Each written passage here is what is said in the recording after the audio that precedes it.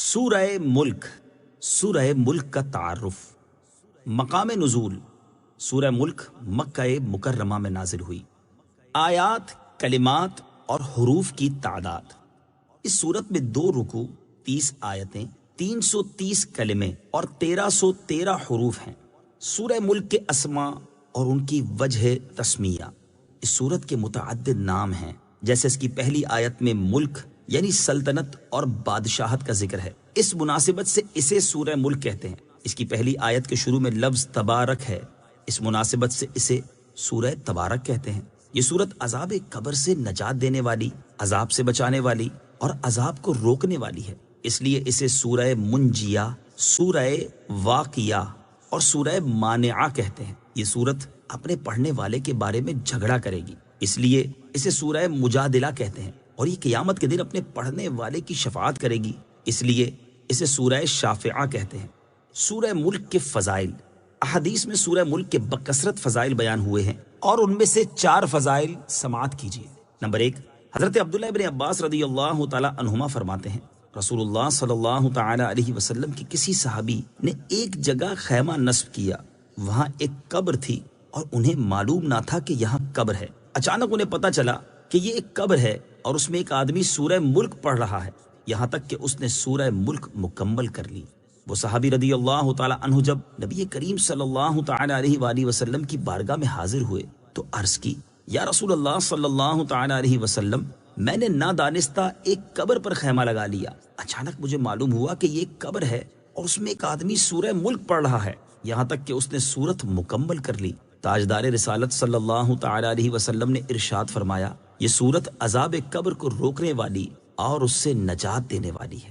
Number 2، ابو داؤد شریف کی حدیث ہے، حضرت ابو ہریرہ رضی اللہ تعالی عنہ سے روایت ہے، رسول اکرم صلی اللہ تعالی علیہ وسلم نے ارشاد فرمایا، قرآن پاک میں 30 آیتوں کی ایک سورت ہے، وہ اپنی تلاوت کرنے والے کی شفاعت کرے گی یہاں تک کہ اسے بخش دیا جائے گا۔ وہ سورت تبارک الذی بیدہ الملک ہے۔ نمبر 3، حضرت عبداللہ ابن مسعود رضی اللہ تعالی عنہ فرماتے ہیں، سورہ تبارک اپنے پڑھنے والے کی طرف سے جھگڑا کرے گی یہاں تک کہ اسے جنت میں داخل کر دے گی۔ نمبر 4، حضرت عبداللہ ابن عباس رضی اللہ تعالی عنہما سے روایت ہے، حضور پر نور صلی اللہ تعالی علیہ وآلہ وسلم نے ارشاد فرمایا، بے شک میں کتاب اللہ میں ایک ایسی سورت پاتا ہوں جس کی 30 آیتیں ہیں، جو شخص سوتے وقت اس کی تلاوت کرے گا تو اس کے لیے 30 نیکیاں لکھی جائیں گی، اس کے 30 گناہ مٹا دیے جائیں گے اور اس کے 30 درجات بلند کر دیے جائیں گے، اور اللہ تعالیٰ اس کی طرف فرشتوں میں سے ایک فرشتہ بھیجتا ہے جو اس پر اپنے پر پھیلا دیتا ہے، اور وہ اس آدمی کے بیدار ہونے تک ہر چیز سے اس کی حفاظت کرتا ہے۔ وہ سورت مجادلہ یعنی بحث کرنے والی ہے، جو اپنی تلاوت کرنے والے کے لیے قبر میں بحث کرتی ہے، اور وہ سورت تبارک الذی بیدہ الملک ہے۔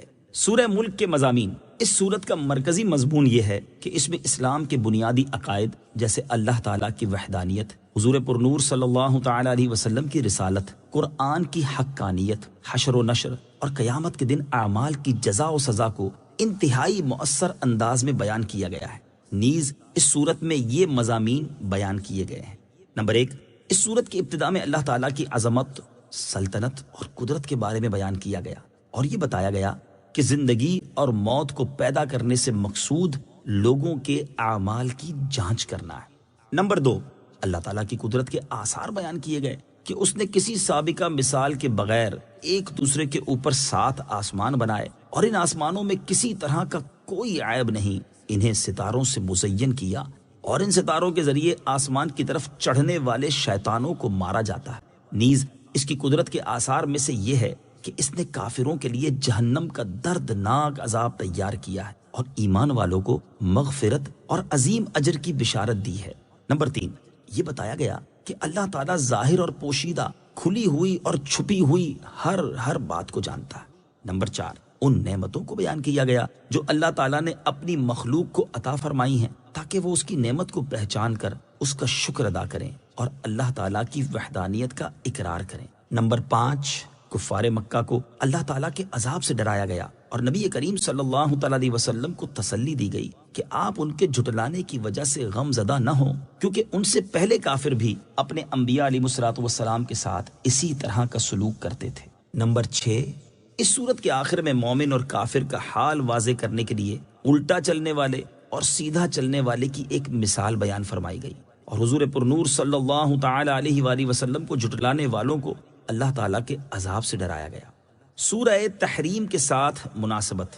سورہ ملک کی اپنے سے ماں قبل سورت تحریم کے ساتھ مناسبت یہ ہے کہ سورہ تحریم کے آخر میں کافروں کے لیے حضرت نوح اور حضرت لوط علیہم الصلاۃ والسلام کی کافرہ بیویوں کی مثال بیان کی گئی، اور مسلمانوں کے لیے فرعون کی مومنہ بیوی حضرت آسیہ رضی اللہ تعالی عنہا اور حضرت عیسیٰ علیہ الصلاۃ والسلام کی والدہ حضرت مریم رضی اللہ تعالی عنہا کی مثال بیان کی گئی۔ اور یہ صورت اللہ تعالیٰ کے علم کے احاطے، تدبیر اور اس بات پر دلالت کرتی ہے کہ وہ اپنی مخلوق میں جو عجائبات چاہے ظاہر کرتا ہے۔ بسم اللہ الرحمن الرحیم۔ ترجمہ: اللہ کے نام سے شروع جو نہایت مہربان رحمت والا ہے۔ تبارک الذی بیدہ الملک وہو علی کل شیء قدیر۔ ترجمہ: بڑی برکت والا ہے وہ جس کے قبضے میں ساری بادشاہی ہے اور وہ ہر چیز پر قادر ہے۔ تبارک، وہ بڑی برکت والا ہے۔ تفسیر صراط الجنان میں ہے، یعنی اللہ تعالیٰ اپنی ذات میں، صفات میں اور افعال میں ازل سے لے کر ابد تک مخلوق کی صفات سے پاک ہے، اور صرف اسی کے قبضہ قدرت میں تمام امور میں ہر طرح کا تصرف ہے، لہٰذا وہ جس چیز کا چاہے حکم دے اور جس چیز سے چاہے منع کر دے، جو چاہے عطا کرے اور جو چاہے نہ دے، جسے چاہے زندگی دے اور جسے چاہے موت دے، جسے چاہے عزت دے اور جسے چاہے ذلت دے، جسے چاہے غریب بنا دے اور جسے چاہے امیر کر دے، جسے چاہے بیمار کر دے اور جسے چاہے شفا عطا کر دے، جسے چاہے قریب کر دے اور جسے چاہے دور کر دے، جسے چاہے آباد کر دے اور جسے چاہے برباد کر دے، جسے چاہے توڑ دے اور جسے چاہے ملا دے، اور وہ ہر اس چیز پر قادر جو اس کی قدرت کے تحت آنے کے لائق ہے۔ اللہ تعالیٰ کی عظمت و شان، اپنی اسی شان کا ذکر کرتے ہوئے ایک اور مقام پر اللہ تعالیٰ ارشاد فرماتا ہے: قل اللہم مالک الملک تؤتی الملک من تشاء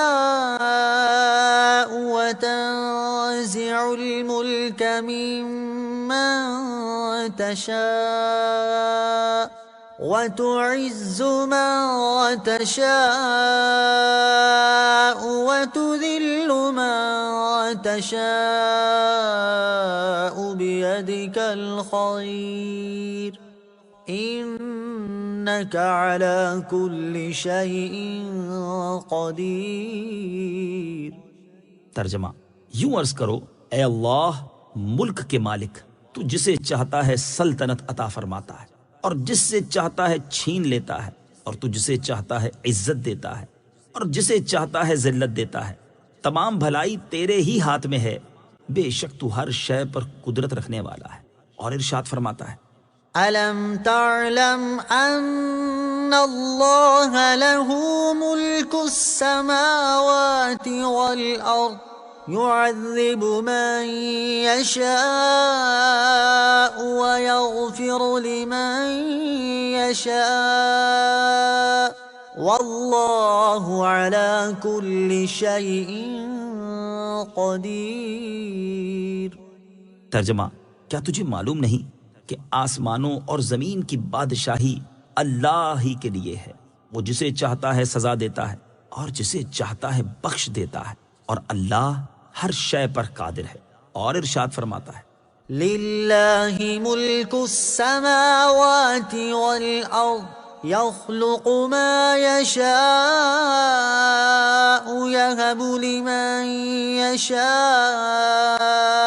إِنَاثًا وَيَهَبُ لِمَن يَشَاءُ الذُّكُورَ أَوْ يُزَوِّجُهُمْ ذُكْرَانًا وَإِنَاثًا وَيَجْعَلُ مَن يَشَاءُ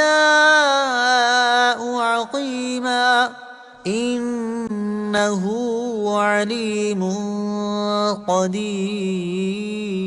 قدیر۔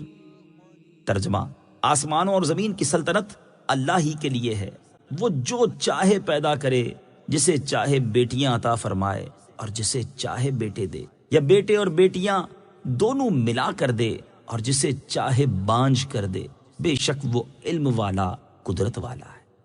الذي خلق الموت والحياة ليبلوكم أيكم أحسن عملا وهو العزيز الغفور۔ ترجمہ، وہ جس نے موت اور زندگی کو پیدا کیا تاکہ تمہاری آزمائش کرے کہ تم میں کون اچھے عمل کرنے والا ہے، اور وہی عزت والا، بخشش والا ہے۔ الذی خلق الموت والحیاہ، وہ جس نے موت اور زندگی کو پیدا کیا۔ تفسیر صراط الجنان میں ہے، یہاں سے اللہ تعالیٰ کی قدرت کے بعض آثار بیان کیے جا رہے ہیں۔ چنانچہ ارشاد فرمایا کہ اللہ تعالیٰ نے موت اور زندگی کو پیدا کیا۔ موت انسانوں اور حیوانوں میں روح کے جسم سے جدا ہو جانے اور حواس کی طاقت زائل ہو جانے کا نام ہے، جبکہ زندگی جسم میں روح کے وجود کے ساتھ حواس کی طاقت باقی رہنے کا نام ہے۔ اور پیدا کرنے سے مراد یہ ہے کہ کسی چیز کو وجود بخشنا۔ اس سے معلوم ہوا کہ موت وجودی چیز ہے، کیونکہ محض عدمی چیز پیدا نہیں ہو سکتی۔ لیبلوکم ایکم احسن عملا، تاکہ تمہاری آزمائش کرے کہ تم میں کون اچھے عمل کرنے والا ہے۔ تفسیر صراط الجنان میں ہے، یہاں زندگی اور موت پیدا کرنے کی حکمت بیان کی جا رہی ہے کہ اے لوگو، اللہ تعالیٰ نے تمہاری موت اور زندگی کو اس لیے پیدا کیا تاکہ دنیا کی زندگی میں وہ اپنے احکامات اور ممنوعات کے ذریعے تمہاری آزمائش کرے کہ کون زیادہ فرما بردار، مخلص اور شریعت کے بیان کردہ طریقے کے مطابق عمل کرنے والا ہے۔ اور کوئی اپنے برے اعمال کے ذریعے اللہ تعالیٰ کو عاجز نہیں کر سکتا، کیونکہ وہ غالب ہے اور گناہ گاروں میں سے جو توبہ کرے اسے وہ بخشنے والا ہے۔ بندے کا ہر عمل اللہ تعالیٰ کی رضا کے لیے اور شرعی طریقے کے مطابق ہونا چاہیے۔ اس آیت سے معلوم ہوا کہ بندے کا ہر عمل خالص اللہ تعالیٰ کی رضا حاصل کرنے کے لیے اور شریعت کے بیان کردہ طریقے کے مطابق ہونا چاہیے۔ لہٰذا جس کا عمل خالص اللہ عز و جل کی رضا حاصل کرنے کے لیے ہو لیکن شریعت کے بیان کردہ طریقے کے مطابق نہ ہو تو وہ عمل مقبول نہیں۔ اسی طرح جس کا عمل شریعت کے بیان کردہ طریقے کے مطابق تو ہو لیکن وہ خالص اللہ تعالیٰ کی رضا حاصل کرنے کے لیے نہ ہو بلکہ ریاکاری اور نفاق کے طور پر ہو تو وہ عمل بھی مقبول نہیں۔ ایک اور مقام پر اللہ تعالیٰ ارشاد فرماتا ہے، انما الہکم الہ واحد فمن كان يرجو لقاء ربه فليعمل عملا صالحا ولا يشرك بعبادت ربه احدا۔ ترجمہ، تمہارا معبود ایک ہی معبود ہے، تو جو اپنے رب سے ملاقات کی امید رکھتا ہو اسے چاہیے کہ نیک کام کرے اور اپنے رب کی عبادت میں کسی کو شریک نہ کرے۔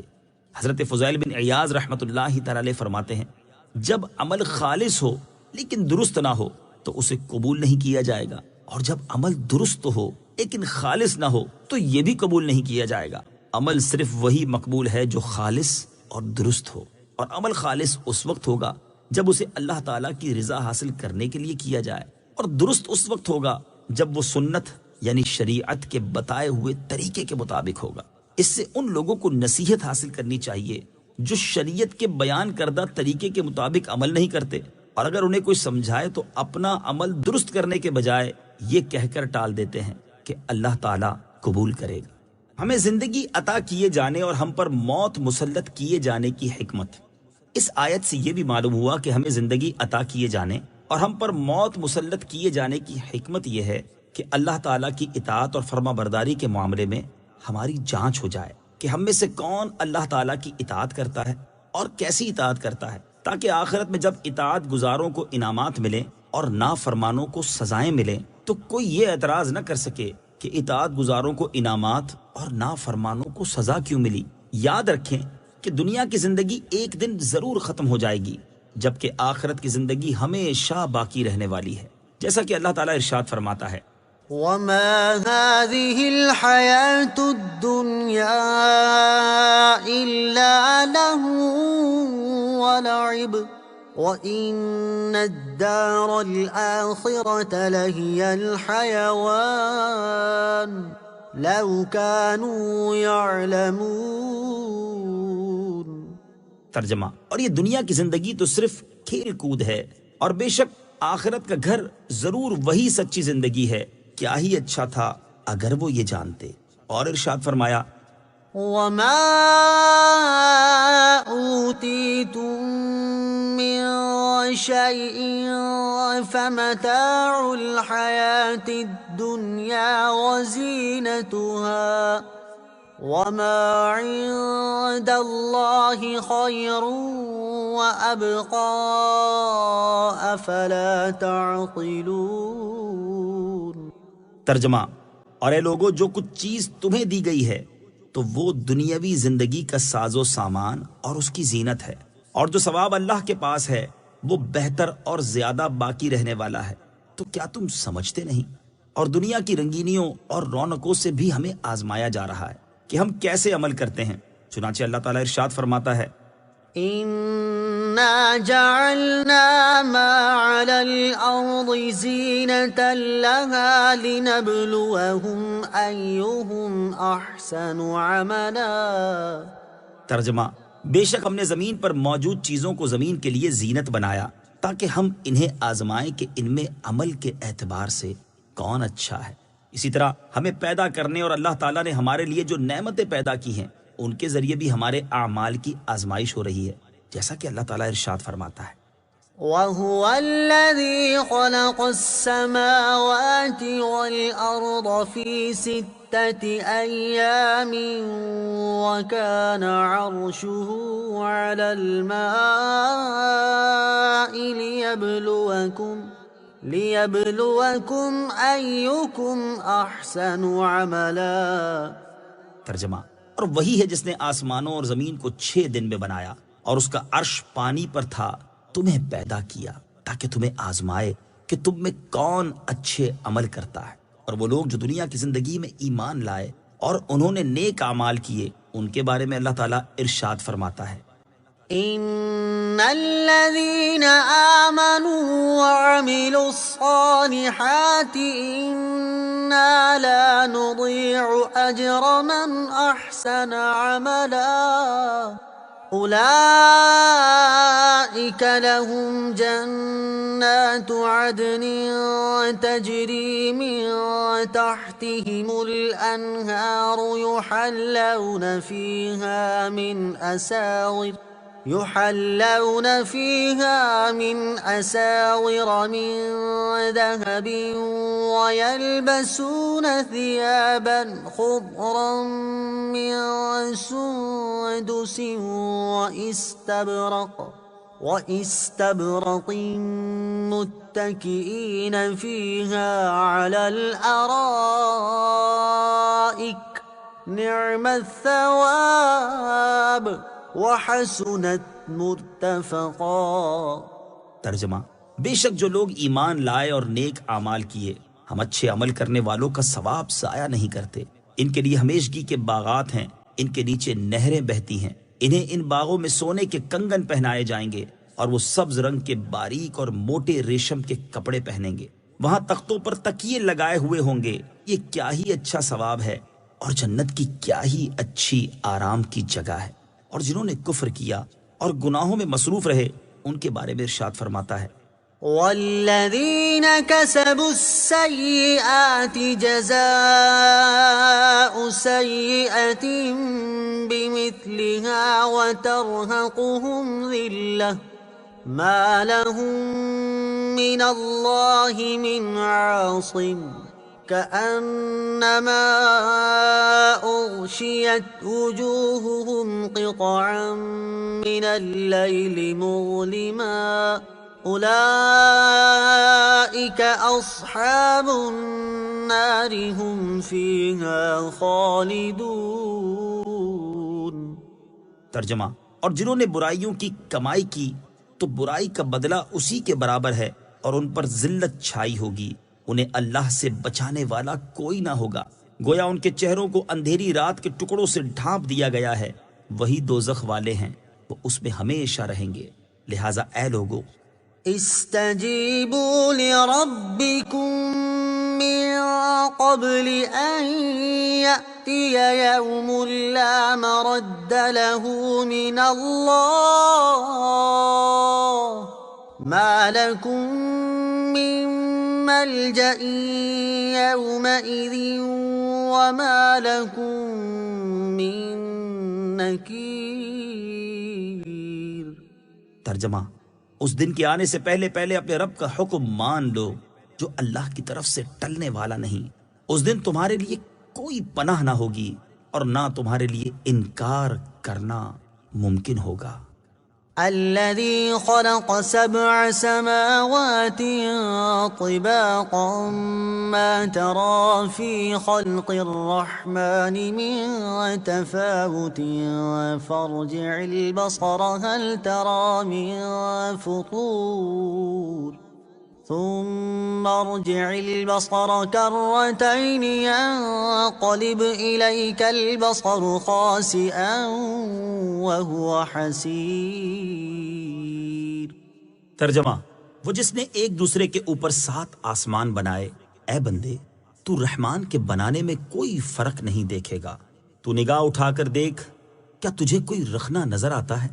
پھر دوبارہ نگاہ اٹھا کر دیکھ، نگاہ تیری طرف ناکام ہو کر تھکی ماندی پلٹ آئے گی۔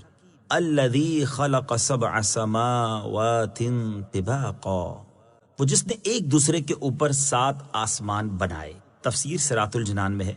اس آیت اور اس کے بعد والی آیت کا خلاصہ یہ ہے کہ اللہ تعالیٰ کی قدرت کے آثار میں سے یہ ہے کہ اس نے کسی سابقہ مثال کے بغیر ایک دوسرے کے اوپر 7 آسمان بنائے۔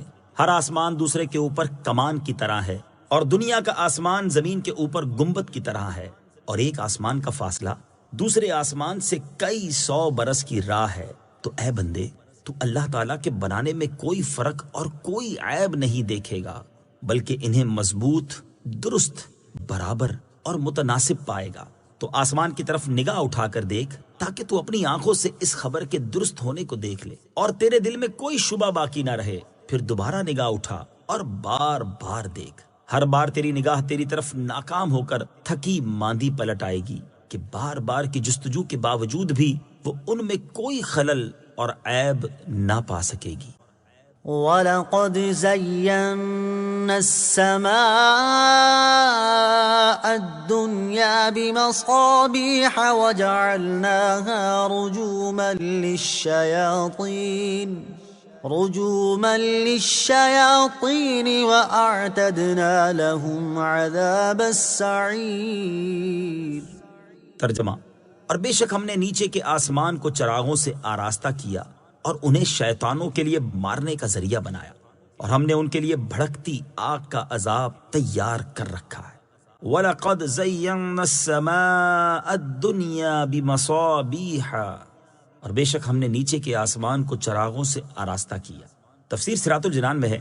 اس آیت میں اللہ تعالیٰ نے اپنی قدرت کی ایک اور دلیل بیان فرمائی ہے کہ بے شک اللہ تعالیٰ نے نیچے کے آسمان کو ستاروں سے آراستہ کیا، جو کہ زمین کی طرف سب سے زیادہ قریب ہے، اور لوگ اسے دیکھتے ہیں، اور ان ستاروں کو شیطانوں کے لیے مارنے کا ذریعہ بنایا کہ جب شیاطین آسمان کی طرف فرشتوں کی گفتگو سننے اور باتیں چرانے پہنچیں تو ستاروں سے شعلے اور چنگاریاں نکلیں جن سے انہیں مارا جائے۔ اور اللہ تعالیٰ نے ان شیاطین کے لیے دنیا میں جلانے کے بعد آخرت میں بھڑکتی آگ کا عذاب تیار کر رکھا ہے۔ اس کی نظیر یہ آیات مبارکہ ہے۔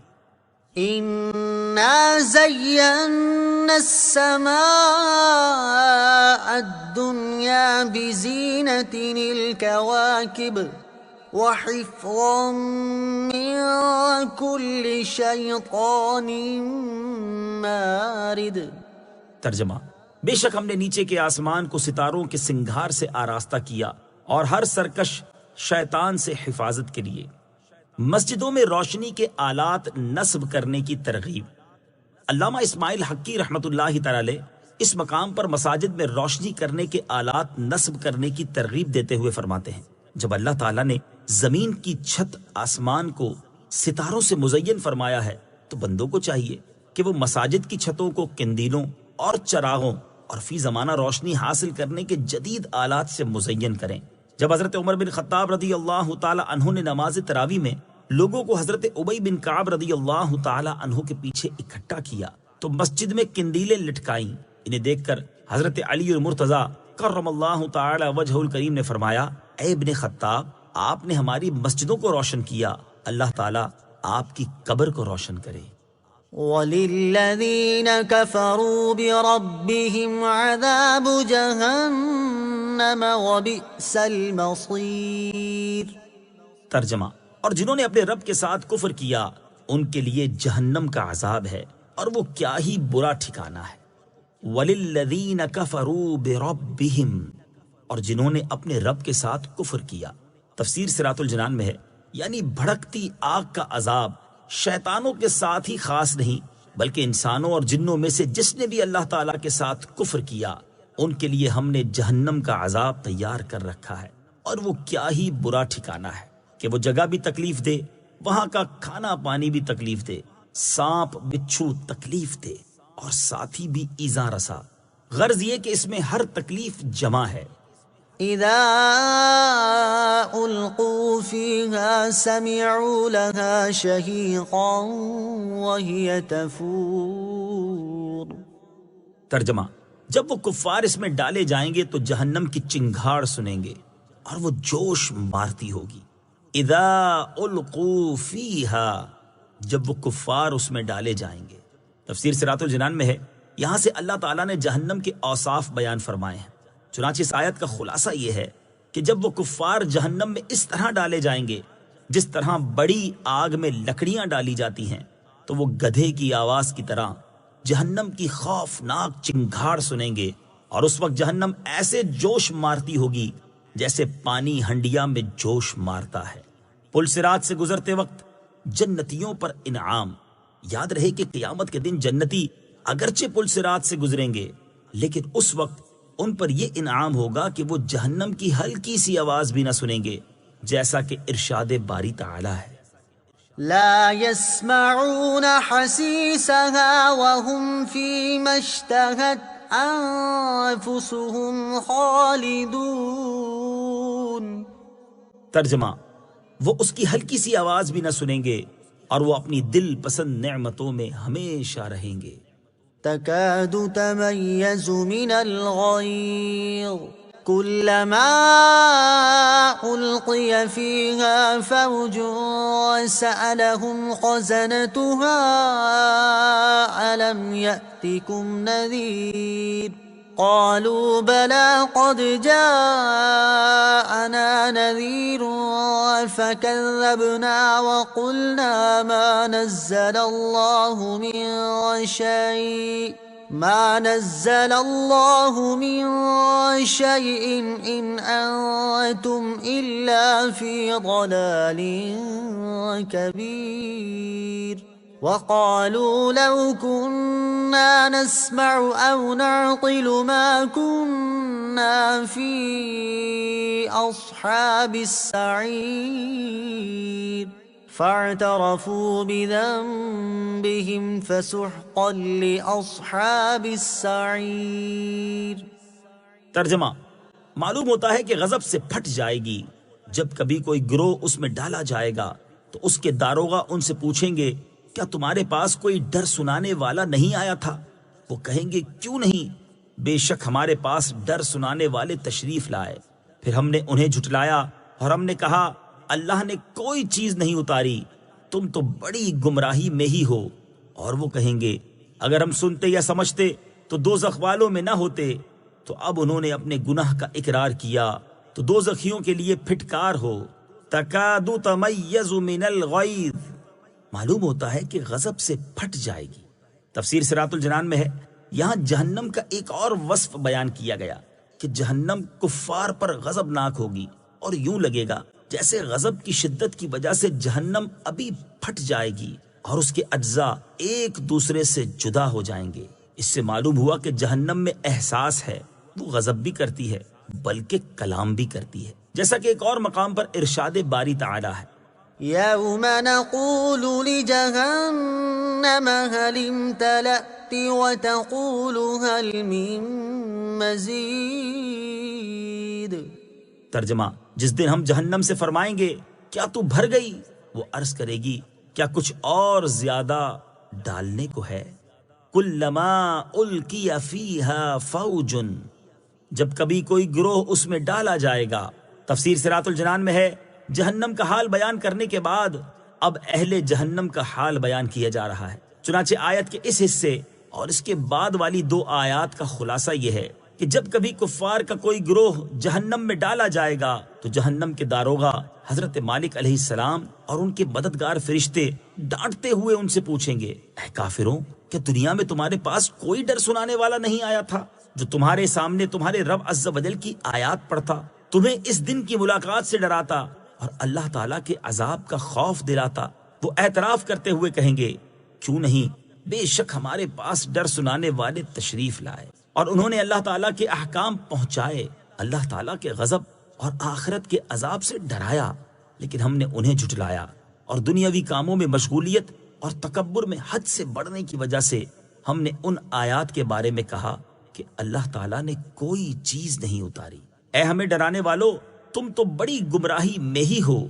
جہنم کے خازن انہیں مزید ڈانٹتے ہوئے کہیں گے کیا تم نے رسولوں کی زبان سے اپنے رب عز و جل کی آیات نہیں سنی اور ان کے معانی کو نہیں سمجھا تاکہ تم انہیں نہ جھٹلاتے؟ کفار جواب دیتے ہوئے کہیں گے اگر ہم نے دنیا میں رسولوں کی ہدایت کو دل سے سنا ہوتا اور اپنی عقل سے کام لیتے ہوئے اسے سمجھا ہوتا تو آج ہم دوزخ والوں میں سے نہ ہوتے۔ بعض مسلمان بھی جہنم میں داخل ہوں گے۔ یاد رہے کہ قیامت کے دن ایسا نہیں ہوگا کہ صرف کافروں کو ہی جہنم میں ڈالا جائے گا، بلکہ بعض گناہگار مسلمان بھی ایسے ہوں گے جنہیں ان کے گناہوں کی سزا دینے کے لیے جہنم میں داخل کیا جائے گا۔ لہٰذا ہر مسلمان کو چاہیے کہ وہ اپنی عقل سے کام لے اور اللہ تعالیٰ اور اس کے پیارے حبیب صلی اللہ تعالی علیہ وآلہ وسلم کے دیے ہوئے احکامات کے مطابق نیک عمل کرنے اور گناہوں سے بچنے کی کوشش کرے تاکہ قیامت کے دن جہنم کے دردناک عذاب میں مبتلا ہونے اور اس بات پر پچھتانے سے بچ جائے کہ کاش میں نے اللہ تعالیٰ اور اس کے حبیب صلی اللہ تعالی علیہ وآلہ وسلم کے احکامات کے مطابق زندگی گزاری ہوتی تو آج مجھے جہنم میں داخل نہ کیا جاتا۔ اللہ تعالیٰ ہمیں اپنی رضا والی زندگی بسر کرنے کی توفیق عطا فرمائے اور جہنم اور اس کے عذابات سے ہمیں محفوظ فرمائے، آمین۔ وَقَالُوا لَوْ كُنَّا نَسْمَعُ أَوْ نَعْقِلُ، اور وہ کہیں گے اگر ہم سنتے یا سمجھتے۔ امام عبداللہ بن احمد نصفی رحمت اللہ تعالی علیہ فرماتے ہیں یہ آیت اس بات کی دلیل ہے کہ احکام شرعہ کا مدار دلیل عقلی اور دلیل سمعی دونوں پر ہے اور دونوں حجت لازمہ ہیں۔ فَاعْتَرَفُوا بِذَنبِهِمْ، تو اب انہوں نے اپنے گناہ کا اقرار کیا۔ تفسیر صراط الجنان میں ہے ارشاد فرمایا کہ اب جہنم میں داخل ہوتے وقت انہوں نے اپنے گناہ کا اقرار کیا کہ ہم رسولوں کی تکذیب کرتے تھے۔ اس وقت چاہے یہ اقرار کریں یا انکار، انہیں اس کا کوئی فائدہ نہیں اور جہنمیوں کو اللہ تعالیٰ نے اپنی رحمت سے دور کر دیا ہے۔ ان الذين يخشون ربهم بالغيب لهم مغفرة واجر كبير۔ ترجمہ، بے شک جو لوگ بغیر دیکھے اپنے رب سے ڈرتے ہیں ان کے لیے بخشش اور بڑا ثواب ہے۔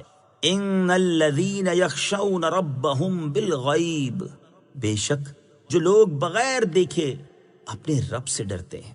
تفسیر صراط الجنان میں ہے اللہ تعالیٰ نے کفار کے بارے میں وعید بیان کرنے کے بعد یہاں ایمان والوں کے بارے میں وعدے کا بیان فرمایا ہے۔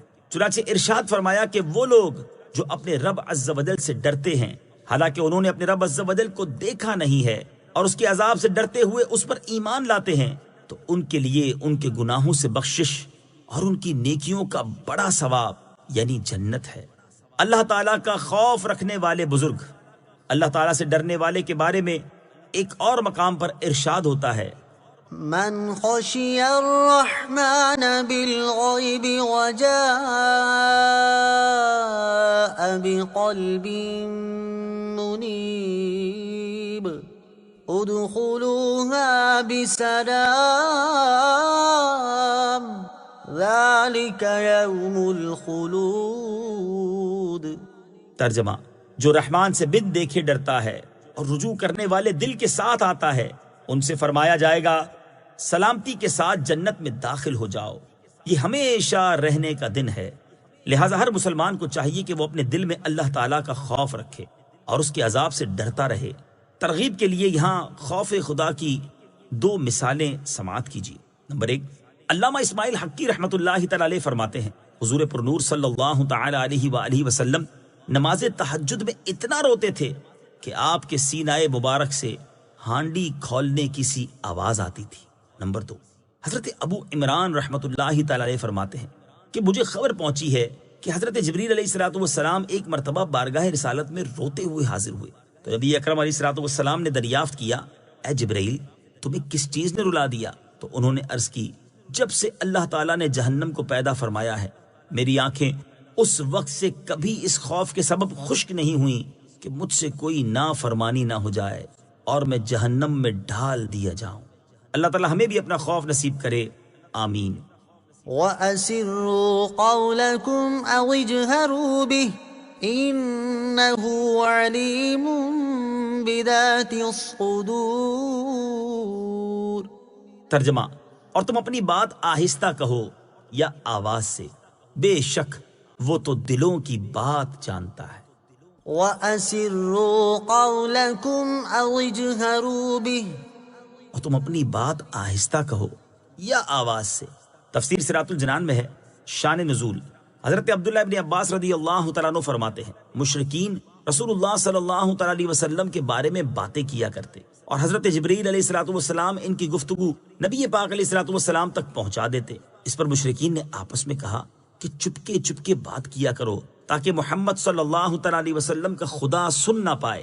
اس پر یہ آیت نازل ہوئی اور انہیں بتایا گیا کہ تمہاری یہ کوشش فضول ہے، کیونکہ اللہ تعالیٰ کی شان تو یہ ہے وہ دل کی بات کو زبان پر آنے سے پہلے ہی جانتا ہے، تو وہ تمہاری زبانوں سے کی ہوئی گفتگو کو کیسے نہیں جان سکتا۔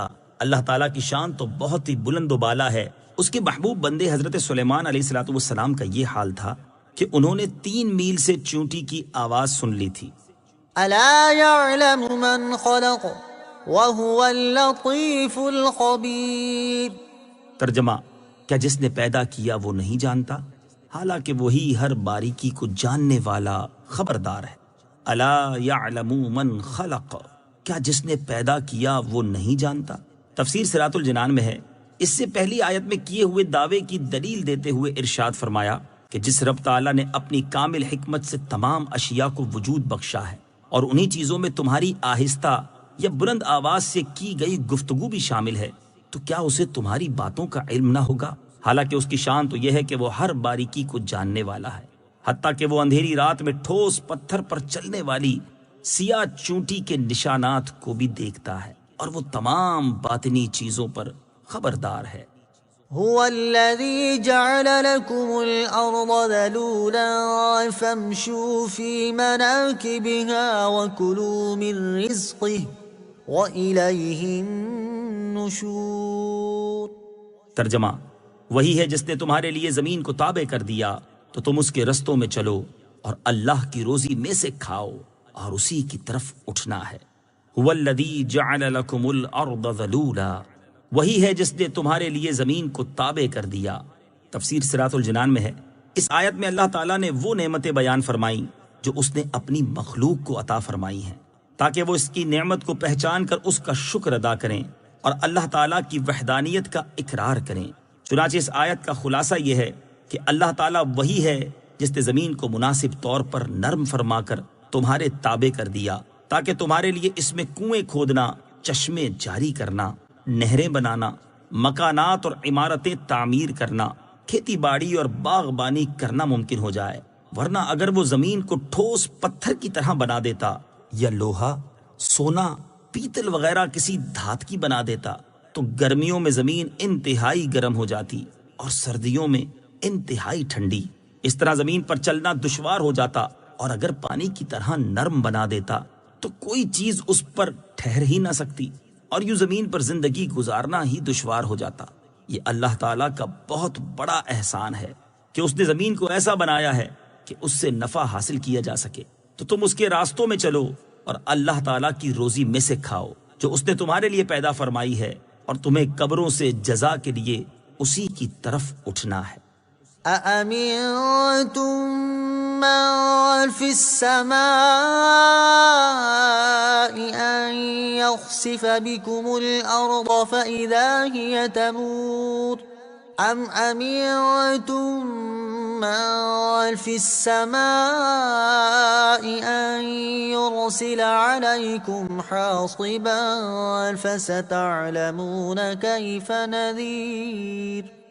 ترجمہ، کیا تم اس اللہ عز و جل سے بے خوف ہو گئے جس کی سلطنت آسمان میں ہے، اس بات میں کہ وہ تمہیں زمین میں دھسا دے تو وہ زمین اچانک کانپنے لگے، یا تم اس سے بے خوف ہو گئے کہ جس کی سلطنت آسمان میں ہے اس بات میں کہ وہ تم پر پتھراؤ بھیجے تو تم جلد جان لوگے کہ میرا ڈرانا کیسا تھا۔ اَأَمِنْتُمْ مَنْ فِي السَّمَاءِ، کیا تم اس سے بے خوف ہو گئے جس کی سلطنت آسمان میں ہے؟ تفسیر صراط الجنان میں ہے، اس آیت اور اس کے بعد والی آیت میں اللہ تعالیٰ نے کفار مکہ کو اپنے عذاب سے ڈراتے ہوئے فرمایا کہ اے کفار مکہ، جس رب تعالیٰ کی سلطنت آسمان میں ہے اس کی نافرمانی کر کے کیا تم اس بات میں اس سے بے خوف ہو گئے کہ وہ قارون کی طرح تمہیں بھی زمین میں دھسا دے اور اس وقت تک زمین کو حرکت میں رکھے جب تک تم اس کے سب سے نچلے حصے میں نہ پہنچ جاؤ؟ یا جس رب تعالیٰ کی سلطنت آسمان میں ہے اس کی نافرمانی کر کے کیا تم اس بات میں اس سے بے خوف ہو گئے کہ وہ حضرت لوط علیہ السلام کی قوم کی طرح تم پر بھی پتھراؤ بھیجے؟ تو عذاب دیکھ کر تم جلد جان لوگے کہ میرا اپنے عذاب سے ڈرانا کیسا تھا۔ اللہ تعالیٰ کے عذاب سے بے خوف نہ ہوا جائے۔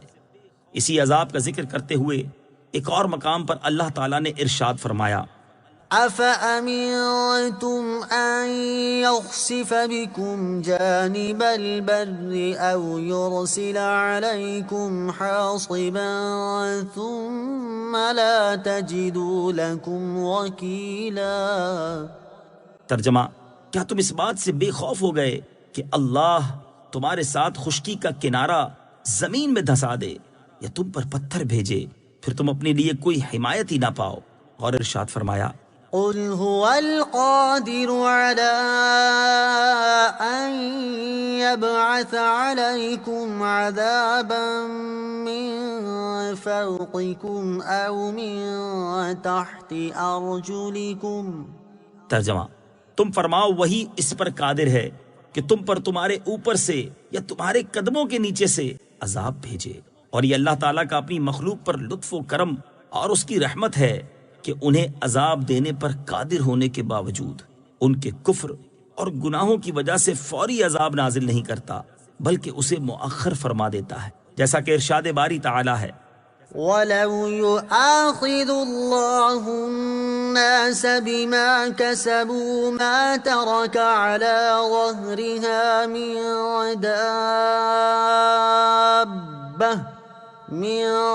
دَابَّةٍ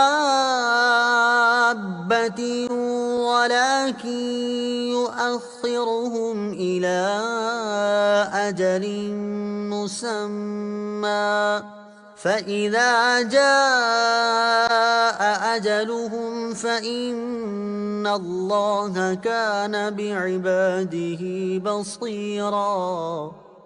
ترجمہ، اور اگر اللہ لوگوں کو ان کے کمائے ہوئے اعمال کی وجہ سے پکڑتا تو زمین کی پیٹھ پر کوئی چلنے والا نہ چھوڑتا، لیکن وہ ایک مقرر میعاد تک انہیں ڈھیل دیتا ہے، پھر جب ان کی مقررہ مدت آئے گی تو بے شک اللہ اپنے تمام بندوں کو دیکھ رہا ہے، لہٰذا اس کی رحمت اور کرم کے پیش نظر اس کے عذاب سے بے خوف ہو جانا بہت بڑی نادانی اور کم عقلی ہے۔ وَلَقَدْ كَذَّبَ الَّذِينَ مِن قَبْلِهِمْ فَكَيْفَ كَانَ نَكِيرِ۔ ترجمہ، اور بے شک ان سے پہلے لوگوں نے جھٹلایا تو میرا انکار کیسا ہوا۔ وَلَقَدْ كَذَّبَ الَّذِينَ مِن قَبْلِهِمْ، اور بے شک ان سے پہلے لوگوں نے جھٹلایا۔ تفسیر صراط الجنان میں ہے، اس آیت میں اللہ تعالیٰ نے اپنے حبیب علیہ السلام کو تسلی دیتے ہوئے اور کفار مکہ کو اپنے عذاب سے ڈراتے ہوئے فرمایا کہ اے پیارے حبیب صلی اللہ تعالی علیہ وآلہ وسلم، کفار مکہ آپ کو جھٹلاتے ہیں تو اس پر آپ غم نہ فرمائیں، کیونکہ کفار مکہ سے پہلی امتوں کے کفار جیسے حضرت نوح علیہ السلام کی قوم اور قوم عاد وغیرہ نے بھی میرے رسولوں کو جھٹلایا، تو جب میں نے انہیں ہلاک کیا تو اس وقت میرا انکار کیسا ہوا؟ کیا انہوں نے میرے عذاب کو حق نہیں پایا؟ ضرور انہوں نے میرے عذاب کو حق پایا ہے۔ أولم يروا إلى الطير فوقهم صافات ويقبضن ما يمسكهن إلا الرحمن إنه بكل شيء بصير۔ ترجمہ، اور کیا انہوں نے اپنے اوپر پر پھیلاتے ہوئے اور سمیٹتے ہوئے پرندے نہ دیکھے؟ انہیں رحمان کے سوا کوئی نہیں روکتا، بے شک وہ سب کچھ دیکھ رہا ہے۔ اولم یروا الی الطیر فوقہم، اور کیا انہوں نے اپنے اوپر پرندے نہ دیکھے؟ اس آیت میں اللہ تعالیٰ نے وہ چیز بیان فرمائی جو اس کی قدرت کے کمال پر دلالت کرتی ہے۔ چنانچہ ارشاد فرمایا کہ کیا کفار مکہ غافل ہیں اور انہوں نے اپنے اوپر ہوا میں اڑتے وقت پر پھیلاتے ہوئے اور سمیٹتے ہوئے پرندے نہیں دیکھے؟ انہیں ہوا میں پر پھیلانے اور سمیٹنے کی حالت میں گرنے سے رحمان عز و جل کے سوا کوئی نہیں روکتا۔ حالانکہ پرندے بوجھل، موٹے اور جسیم ہوتے ہیں، اور بھاری چیز طبعاً پستی کی طرف مائل ہوتی ہے، وہ فضا میں نہیں رک سکتی۔ یہ اللہ تعالیٰ کی قدرت ہے کہ وہ ٹھہرے رہتے ہیں، اور جس طرح اللہ تعالیٰ نے پرندوں کو فضا میں ٹھہرایا، ایسے ہی آسمانوں کو جب تک وہ چاہے روکے ہوئے ہے، اور اگر وہ نہ روکے تو آسمان گر پڑیں۔ بے شک وہ سب کچھ دیکھ رہا ہے اور اس پر کوئی بھی چیز پوشیدہ نہیں ہے۔ پرندوں اور جہازوں کی پرواز اللہ تعالیٰ کی قدرت کی دلیل ہے۔ پرندوں کی پرواز کا ذکر کرتے ہوئے ایک اور مقام پر اللہ تعالیٰ نے ارشاد فرمایا، أَلَمْ يَرَوْا إِلَى الطَّيْرِ مُسَخَّرَاتٍ فِي جَوِّ السَّمَاءِ مَا يُمْسِكُهُنَّ إِلَّا اللَّهُ إِنَّ فِي ذَلِكَ لَآيَاتٍ لِقَوْمٍ يُؤْمِنُونَ۔ ترجمہ، کیا انہوں نے پرندوں کی طرف نہ دیکھا جو آسمان کی فضا میں اللہ کے حکم کے پابند ہیں؟ انہیں وہاں اللہ کے سوا کوئی نہیں روکتا، بے شک اس میں ایمان والوں کے لیے نشانیاں ہیں۔ اس سے معلوم ہوا کہ پرندوں کو ہوا میں محض پر نہیں روکتے، بلکہ انہیں اللہ تعالیٰ روکے ہوئے ہے۔ اسی طرح فی زمانہ ہوا میں محو پرواز ٹنوں وزنی ہوائی جہازوں کو مشین اور انجن گرنے سے نہیں بچاتے، بلکہ انہیں بھی اللہ تعالیٰ ہی گرنے سے بچاتا ہے، یعنی مؤثر حقیقی اللہ عز و جل کی ذات ہے۔ أَمَّنْ هَذَا الَّذِي هُوَ جُندٌ لَكُمْ يَنصُرُكُم مِّن دُونِ الرَّحْمَٰنِ إِنِ الْكَافِرُونَ إِلَّا فِي غُرُورٍ۔ ترجمہ، یا وہ کون سا تمہارا لشکر ہے جو رحمان کے مقابلے میں تمہاری مدد کرے گا؟ کافر صرف دھوکے میں پڑے ہوئے ہیں۔ امن هذا الذی هو جند لکم، یا وہ کون سا تمہارا لشکر ہے؟ تفسیر صراط الجنان میں ہے، کفار مکہ دو چیزوں پر اعتماد کرتے ہوئے ایمان قبول کرنے سے انکار کرتے اور رسول کریم صلی اللہ تعالی علیہ وآلہ وسلم سے دشمنی رکھتے تھے۔ نمبر 1 مالی اور افرادی قوت، اور نمبر 2 ان کا یہ عقیدہ کہ بت ان تک بھلائیاں پہنچاتے ہیں اور ان سے نقصانات دور کرتے ہیں۔ اللہ تعالیٰ نے اس آیت میں پہلی چیز کا رد کرتے ہوئے ارشاد فرمایا کہ اے کافروں، اگر اللہ تعالیٰ تمہیں عذاب میں مبتلا کرنا چاہے تو تمہارا وہ کون سا لشکر ہے جو رحمان کے مقابلے میں تمہاری مدد کرے گا اور تم سے اس کا عذاب دور کر دے گا؟ تمہارا کوئی مددگار نہیں، اور کافر صرف شیطان کے اس فریب میں ہیں کہ ان پر عذاب نازل نہ ہوگا۔ أَمَّنْ هَذَا الَّذِي يَرْزُقُكُمْ إِنْ أَمْسَكَ رِزْقَهُ بَلْ لَجُّوا فِي عُتُوٍّ وَنُفُورٍ۔ ترجمہ، یا کون ایسا ہے جو تمہیں روزی دے اگر اللہ اپنی روزی روک لے، بلکہ وہ سرکش اور نفرت میں ڈھیٹ بن گئے ہیں۔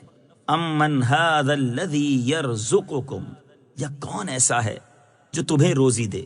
تفسیر صراط الجنان میں ہے، اس آیت میں دوسری چیز کا رد کرتے ہوئے ارشاد فرمایا کہ اے کافروں، اللہ تعالیٰ نے تمہیں جو رزق دیا ہے، اگر وہ اپنا رزق اور اس کے پہنچنے کے اسباب جیسے بارش یا دھوپ وغیرہ روک لے، تو ایسا کون ہے جو تمہیں کھلائے اور پلائے گا اور تم تک تمہاری غذا پہنچائے گا؟ ان کفار کا حال تو یہ ہے کہ انہوں نے ان نصیحتوں سے اثر نہیں لیا اور نہ ہی ان پر یقین کیا، بلکہ وہ سرکش اور نفرت میں ڈھیٹ بن گئے ہیں، اسی وجہ سے وہ حق سے قریب نہیں ہوتے۔ اس آیت سے معلوم ہوا کہ ساری مخلوق کو حقیقی طور پر رزق دینے والا اللہ تعالیٰ ہے، اور یہ اس کا بہت بڑا انعام ہے، اور جس نے مخلوق پر اتنا عظیم احسان اور انعام فرمایا، صرف وہی عبادت کیے جانے کا حقدار ہے۔ جیسا کہ ایک اور مقام پر اللہ تعالیٰ ارشاد فرماتا ہے، يا أيها الناس اذكروا نعمة الله عليكم هل من خالق غير الله يرزقكم من السماء والأرض لا إله إلا هو فأنا تؤفكون۔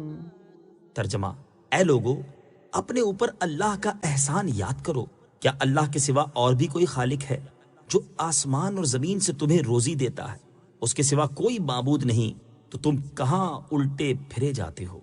أفمن يمشي مكبا على وجهه أهدى أمن يمشي سويا على صراط مستقيم۔ ترجمہ، تو کیا وہ جو اپنے منہ کے بل اوندھا چلے وہ زیادہ راہ پر ہے، یا وہ جو سیدھی راہ پر سیدھا چلے؟ افمن یمشی مکبا علی وجہہ، تو کیا وہ جو اپنے منہ کے بل اوندھا چلے؟ تفسیر صراط الجنان میں ہے، اس آیت میں اللہ تعالیٰ نے مومن اور کافر کا حال واضح کرنے کے لیے ایک مثال بیان فرمائی ہے۔ چنانچہ ارشاد فرمایا کہ اے لوگو، کیا وہ شخص جو اپنے منہ کے بل اوندھا چلے اور نہ آگے دیکھے نہ پیچھے، نہ دائیں دیکھے نہ بائیں، وہ زیادہ راہ پر ہے، یا وہ شخص جو راستے کو دیکھتے ہوئے سیدھی راہ پر سیدھا چلے جو منزل مقصود تک پہنچانے والی ہے؟ کافر اور مومن کی دنیاوی مثال اور ان کا اخروی حال۔ اس مثال کا مقصود یہ ہے کہ کافر گمراہی کے میدان میں اس طرح حیران و سرگرداں جاتا ہے کہ نہ اسے منزل معلوم اور نہ وہ راستہ پہچانے، اور مومن آنکھیں کھولے، راہ حق دیکھتا اور پہچانتا چلتا ہے۔ یہ تو کافر اور مومن کی دنیاوی مثال ہے، جبکہ آخرت میں کفار کو واقعی منہ کے بل اٹھایا جائے اور چہروں کے بل جہنم کی طرف ہانکا جائے گا۔ چنانچہ ارشاد باری تعالیٰ ہے، وَنَحْشُرُهُمْ يَوْمَ الْقِيَامَةِ عَلَى وُجُوهِهِمْ عُمْيًا وَبُكْمًا وَصُمًّا مَأْوَاهُمْ جَهَنَّمُ كُلَّمَا خَبَتْ زِدْنَاهُمْ سَعِيرًا۔ ترجمہ، اور ہم انہیں قیامت کے دن ان کے منہ کے بل اٹھائیں گے، اس حال میں کہ وہ اندھے اور گونگے اور بہرے ہوں گے۔ ان کا ٹھکانہ جہنم ہے، جب کبھی بجھنے لگے گی تو ہم اسے اور بھڑکا دیں گے۔ اور ارشاد فرمایا، الذين يحشرون على وجوههم إلى جهنم أولئك شر مكانا وأضل سبيلا۔ ترجمہ، جن لوگوں کو ان کے چہروں کے بل جہنم کی طرف ہانکا جائے گا، ان کا ٹھکانہ سب سے بدتر اور وہ سب سے زیادہ گمراہ ہیں۔ اور ایمان والے متقی لوگوں کے بارے میں ارشاد فرمایا، وَسِيقَ الَّذِينَ اتَّقَوْا رَبَّهُمْ إِلَى الْجَنَّةِ زُمَرًا حَتَّى إِذَا جَاءُوهَا وَفُتِحَتْ أَبْوَابُهَا وَقَالَ لَهُمْ خَزَنَتُهَا سلام علیکم طبتم فادخلوها خالدین۔ ترجمہ، اور اپنے رب سے ڈرنے والوں کو گروہ در گروہ جنت کی طرف چلایا جائے گا، یہاں تک کہ جب وہ وہاں پہنچیں گے اور اس کے دروازے کھلے ہوئے ہوں گے اور اس کے داروغے ان سے کہیں گے، تم پر سلام ہو، تم پاکیزہ رہے تو ہمیشہ رہنے کو جنت میں جاؤ۔ قل هو الذي أنشأكم وجعل لكم السمع والأبصار والأفئدة قليلا ما تشكرون۔ ترجمہ، تم فرماؤ وہی ہے جس نے تمہیں پیدا کیا اور تمہارے لیے کان اور آنکھ اور دل بنائے، تم بہت کم شکر ادا کرتے ہو۔ قل هو الذی انشأکم، تم فرماؤ وہی ہے جس نے تمہیں پیدا کیا، یعنی اے پیارے حبیب صلی اللہ تعالی علیہ وآلہ وسلم، آپ مشرکین سے فرما دیں کہ اے کافروں، جس خدا کی طرف میں تمہیں دعوت دیتا ہوں وہ وہی ہے جس نے تمہیں پیدا کیا اور اس نے تمہارے لیے کان بنائے تاکہ تم اللہ تعالیٰ کی آیات کو سنو اور ان سے نصیحت حاصل کرو۔ اس نے تمہارے لیے آنکھیں بنائیں تاکہ تم ان کے ذریعے اللہ تعالیٰ کی ان مصنوعات کو دیکھو جو اس کی وحدانیت پر دلالت کرتی ہیں، اور اس نے تمہارے لیے دل بنائے تاکہ تم ان کے ذریعے اللہ تعالیٰ کی آیات اور مصنوعات میں غور و فکر کر سکو۔ لیکن تمہارا حال یہ ہے کہ تم نے ان اعضاء سے فائدہ نہ اٹھایا کہ جو سنا وہ نہ مانا، جو دیکھا اس سے عبرت حاصل نہ کی، اور جو سمجھا اس میں غور نہ کیا، اور تم بہت کم شکر ادا کرتے ہو کہ اللہ تعالیٰ کے عطا فرمائے ہوئے اعضاء سے وہ کام نہیں لیتے جس کے لیے وہ عطا ہوئے ہیں، اور یہی وجہ ہے کہ تم شرک و کفر میں مبتلا ہو گئے ہو۔ نعمتوں کو ان کے مقاصد میں استعمال کریں۔ اس آیت میں خطاب اگرچہ کفار سے ہے، لیکن اس میں مسلمانوں کے لیے بھی نصیحت ہے کہ اللہ تعالیٰ نے انہیں کان، آنکھ اور دل کی جو نعمت عطا کی ہے اسے انہی مقاصد کے لیے استعمال کریں جس کے لیے یہ نعمت عطا ہوئی ہے۔ ایک اور مقام پر اللہ تعالیٰ ارشاد فرماتا ہے، يا أيها الذين آمنوا أطيعوا الله ورسوله ولا تولوا عنه وأنتم تسمعون ولا تكونوا كالذين قالوا سمعنا وهم لا يسمعون۔ ترجمہ، اے ایمان والو، اللہ اور اس کے رسول کی اطاعت کیا کرو اور سن کر اس سے منہ نہ پھیرو، اور ان لوگوں کی طرح نہ ہونا جنہوں نے کہا ہم نے سن لیا حالانکہ وہ نہیں سنتے۔ اور ارشاد فرمایا، ان السمع والبصر والفؤاد كل اولئك كان عنه مسؤولا۔ ترجمہ، بے شک کان اور آنکھ اور دل ان سب کے بارے میں سوال کیا جائے گا۔ اور ارشاد فرمایا، وما كنتم تستترون أن يشهد عليكم سمعكم ولا أبصاركم ولا جلودكم ولكن ظننتم أن الله لا يعلم كثيرا مما تعملون۔ ترجمہ، اور تم اس بات سے نہیں چھپ سکتے تھے کہ تمہارے خلاف تمہارے کان اور تمہاری آنکھیں اور تمہاری کھالیں گواہی دیں، لیکن تم تو یہ سمجھے بیٹھے تھے کہ اللہ تمہارے بہت سے کام نہیں جانتا۔ اللہ تعالیٰ ہمیں اپنی دی ہوئی ہر نعمت کو اس کے مقصد میں استعمال کرنے کی توفیق عطا فرمائے، آمین۔ قل هو الذي ذرأكم في الأرض وإليه تحشرون۔ ترجمہ، تم فرماؤ وہی ہے جس نے تمہیں زمین میں پھیلایا اور اسی کی طرف تم اٹھائے جاؤ گے۔ قل هو الذی ذرأکم فی الارض، تم فرماؤ وہی ہے جس نے تمہیں زمین میں پھیلایا، یعنی اے حبیب صلی اللہ تعالی علیہ وسلم، آپ فرما دیں کہ اللہ عز و جل وہی ہے جس نے گفتگو میں تمہاری زبانوں، تمہارے رنگوں، تمہارے لباسوں، تمہاری شکلوں اور صورتوں کے مختلف ہونے کے ساتھ تمہیں زمین کے کونے کونے میں پھیلایا، اور تم قیامت کے دن اپنے اعمال کے حساب اور ان کی جزا کے لیے اسی کی طرف اٹھائے جاؤ گے۔ وَيَقُولُونَ مَتَى هَذَا الْوَعْدُ إِن كُنتُمْ صَادِقِينَ قُلْ إِنَّمَا الْعِلْمُ عِندَ اللَّهِ وَإِنَّمَا أَنَا نَذِيرٌ مُبِينٌ۔ ترجمہ، اور کہتے ہیں یہ وعدہ کب آئے گا؟ اگر تم سچے ہو تو بتاؤ تم فرماؤ یہ علم تو اللہ ہی کے پاس ہے اور میں تو یہی صاف ڈر سنانے والا ہوں۔ وَيَقُولُونَ مَتَى هَذَا الْوَعْدُ، اور کہتے ہیں یہ وعدہ کب آئے گا۔ اس آیت اور اس کے بعد والی آیت کا خلاصہ یہ ہے کہ کفار مسلمانوں سے مذاق اور محض دل لگی کے طور پر کہتے تھے کہ اگر تم قیامت یا عذاب کی خبر دینے میں سچے ہو تو بتاؤ ان کا ظہور کب ہوگا۔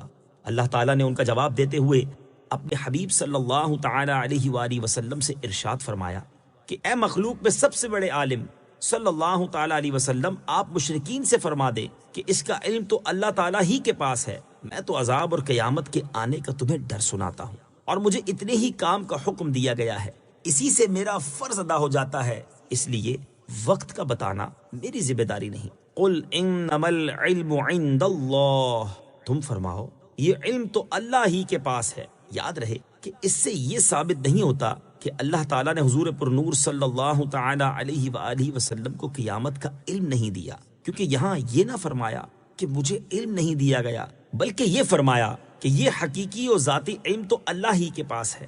اور ایسے انداز میں بات اس وقت بھی کہی جاتی جب معلومات ہونے کے باوجود بتانا نہ ہو۔ حق یہ ہے کہ اللہ تعالیٰ نے حضور اقدس صلی اللہ تعالی علیہ وآلہ وسلم کو قیامت کا علم دیا ہے، اور اس پر وہ تمام احادیث شاہد ہیں جس میں آپ نے قیامت کی علامات ارشاد فرمائیں، حتیٰ کہ سال بتانے کے علاوہ وقت، دن اور مہینہ بھی بتا دیا۔ فلما رأوه زلفة سيئت وجوه الذين كفروا وقيل هذا الذي كنتم به تدعون۔ ترجمہ، پھر جب اسے قریب دیکھیں گے تو کافروں کے منہ بگڑ جائیں گے اور ان سے فرما دیا جائے گا یہ وہ عذاب ہے جو تم مانگتے تھے۔ فلما رأوه زلفہ، پھر جب اسے قریب دیکھیں گے۔ اس آیت کا خلاصہ یہ ہے کہ جب کفار آخرت میں اس عذاب کو اپنے قریب دیکھیں گے جس کا ان سے وعدہ کیا گیا ہے تو کافروں کے چہرے سیاہ پڑ جائیں گے اور وحشت و غم سے ان کی صورتیں خراب ہو جائیں گی، اور جہنم کے فرشتے ان سے کہیں گے یہ وہ عذاب ہے جو مذاق کے طور پر تم مانگتے تھے، اور انبیاء کرام علیہ الصلوۃ والسلام سے کہتے تھے کہ وہ عذاب کہاں ہے، جلدی لاؤ، اب دیکھ لو یہ ہے وہ عذاب جس کی تمہیں طلب تھی۔ قل أرأيتم إن أهلكني الله ومن معي أو رحمنا فمن يجير الكافرين من عذاب أليم۔ ترجمہ، تم فرماؤ بھلا دیکھو تو اگر اللہ مجھے اور میرے ساتھ والوں کو ہلاک کر دے یا ہم پر رحم فرمائے تو وہ کون ہے جو کافروں کو دردناک عذاب سے بچا لے گا۔ قل، تم فرماؤ، تفسیر صراط الجنان میں ہے کفار مکہ رسول کریم صلی اللہ تعالی علیہ وآلہ وسلم اور صحابہ کرام علیہم رضوان کی وفات کی آرزو رکھتے تھے۔ اس پر اللہ تعالیٰ نے اپنے حبیب علیہ الصلوۃ والسلام سے ارشاد فرمایا کہ اے حبیب، آپ ان کفار سے فرما دیں کہ ہم مومن ہیں اور دو اچھی چیزوں میں سے ایک کے منتظر ہیں۔ نمبر ایک، تمہاری آرزو کے مطابق اللہ تعالیٰ مجھے اور میرے صحابہ کو وفات دے دے تو اس میں بھی ہمارا فائدہ ہے کہ ہم جنت میں چلے جائیں گے، اور نمبر دو، اللہ تعالیٰ تمہارے مقابلے میں ہماری مدد فرما کر ہم پر رحم فرمائے اور ہماری عمریں دراز کر دے۔ دونوں صورتوں میں فائدہ ہمارا ہی ہے۔ اب تم بتاؤ کہ وہ کون ہے جو تمہیں اللہ تعالیٰ کے دردناک عذاب سے بچا لے گا۔ تمہیں تو بہرحال اپنے کفر کے سبب ضرور عذاب میں مبتلا ہونا ہے، ہماری وفات تمہیں کیا فائدہ دے گی؟ قل هو الرحمن آمنا به وعليه توكلنا فستعلمون من هو في ضلال مبين۔ ترجمہ، تم فرماؤ وہی رحمان ہے، ہم اس پر ایمان لائے اور ہم نے اسی پر بھروسہ کیا تو تم جلد جان جاؤ گے کہ کون کھلی گمراہی میں ہے۔